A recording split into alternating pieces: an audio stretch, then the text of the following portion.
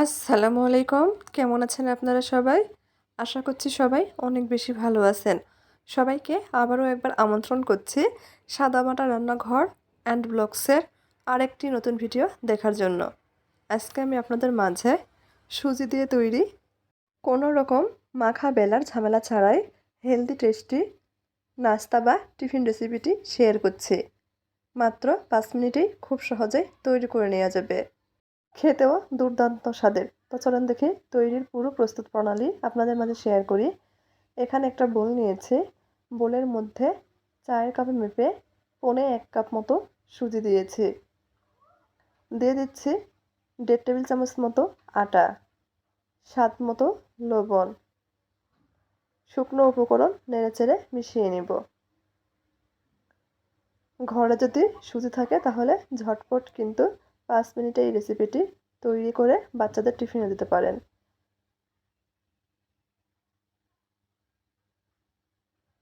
মিশানো হয়ে গেলে অল্প অল্প করে পানি দিয়ে ব্যাটার তৈরি করে নিচ্ছি।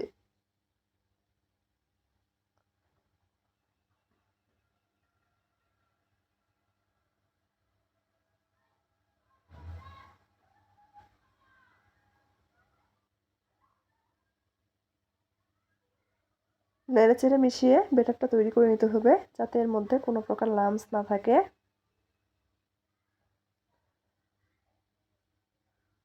ব্যাটার তৈরি করে নিয়েছি। এখন এটা ঢেকে রেস্টে রেখে দিব 5 মিনিটের জন্য।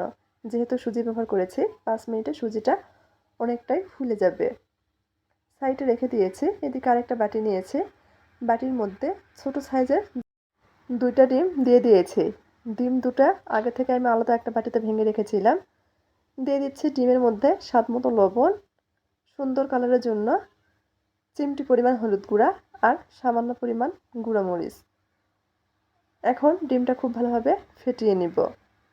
ডিম যদি বড় হয় তাহলে একটা ডিম দিয়ে কিন্তু এই নাস্তাগুলো তৈরি করা যাবে।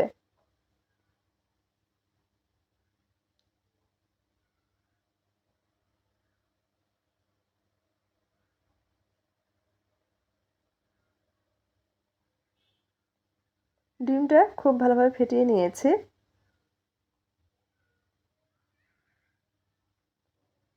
এখন সাইডে রেখে দিব।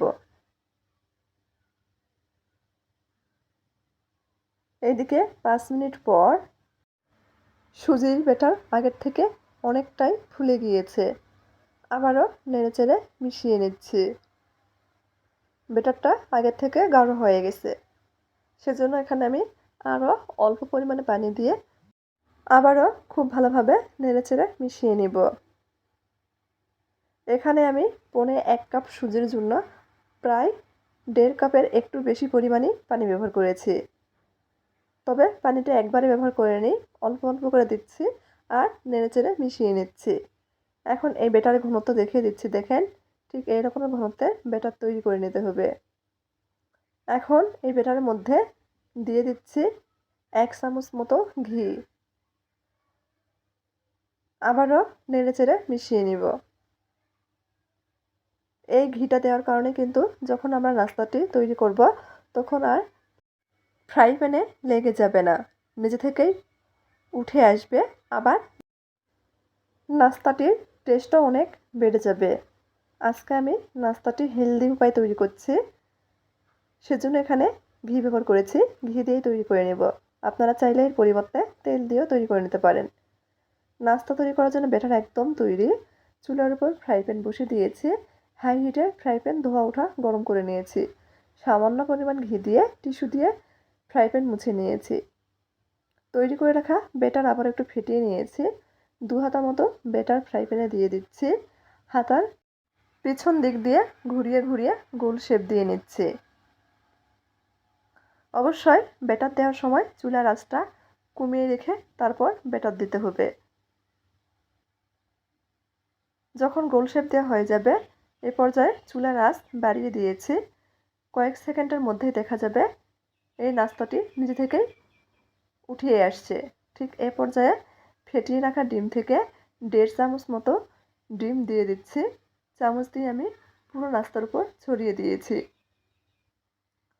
নাস্তাটি ভালোভাবে ভেজে নেওয়ার জন্য সামান্য পরিমাণ ঘি দিয়ে দিচ্ছি, চারপাশে কয়েক ফোঁটা বলতে পারেন। হাফ চামচের চেয়েও কম পরিমাণ ব্যবহার করেছি। উল্টিয়ে দিব। অপর পাশেও আমি ডিমের মিশ্রণ লাগিয়ে নিচ্ছি। আবারও 1.5 চামচ মতো ডিমের মিশ্রণ দিয়ে দিয়েছি। চামচ দিয়ে পুরো নাস্তার উপর ছড়িয়ে নিয়েছি। উল্টিয়ে দিচ্ছি। উল্টিয়ে দিব। উল্টিয়ে পাল্টিয়ে ভেজে নেব। একটু সময় নিয়ে ভেজে নিলে উপরটা কিন্তু একটু মুচমুচে হয়।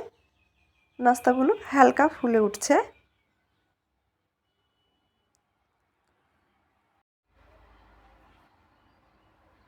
চুলার আঁচ কমিয়ে রেখে একটু সময় নিয়ে ভেজে নিব।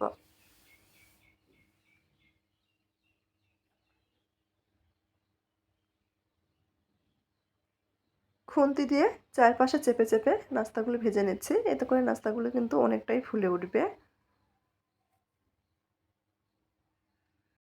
ভাজা হয়ে গেছে, উঠিয়ে নিচ্ছি। এভাবে সবগুলো ভেজে নিব। আমি সবসময় চেষ্টা করি হাতের কাছে থাকা ঘরোয়া উপকরণের সহজ রেসিপিগুলো আপনাদের মাঝে শেয়ার করার জন্য। আমার এই ঘরোয়া উপকরণের সহজ রেসিপিগুলো যদি আপনাদের কাছে একটুও ভালো লেগে থাকে, তাহলে প্লিজ সবাই চ্যানেলটি সাবস্ক্রাইব করবেন।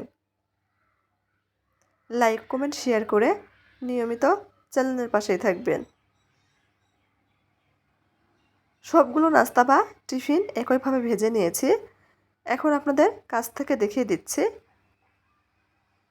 নাস্তাগুলো গরম গরম খেতে কিন্তু ভীষণ ভালো লাগে।